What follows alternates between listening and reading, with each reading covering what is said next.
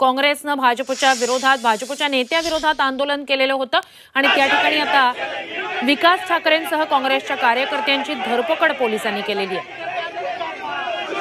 राहुल गांधींना जीवे मारण्याची धमकी देणारे भाजप नेते रविंदर सिंग मारवा यांच्या विरोधातलं आंदोलन होतं। अधिकची माहिती आपले प्रतिनिधी अमर काणे यांच्याकडून घेऊया। अमर, दृश्य पाहतोय, धरपकड झालेली आहे काँग्रेसच्या कार्यकर्त्यांची।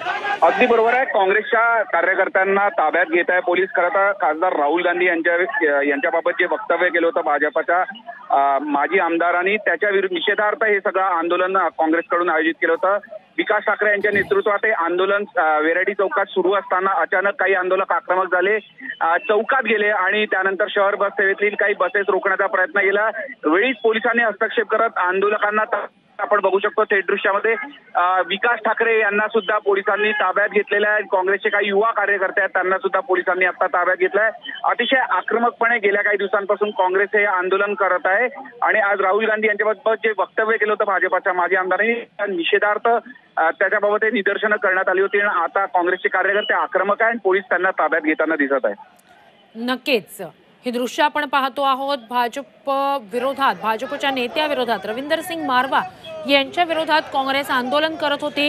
काँग्रेसचे कार्यकर्ते नेते आंदोलन करत होते। नागपुरातली ही दृश्य होती। मात्र या नेत्यांना आणि कार्यकर्त्यांना काँग्रेसच्या आता ताब्यात घेण्यात आलेले आहे। धन्यवाद अमर, तुम्ही दिलेल्या संपूर्ण माहितीसाठी।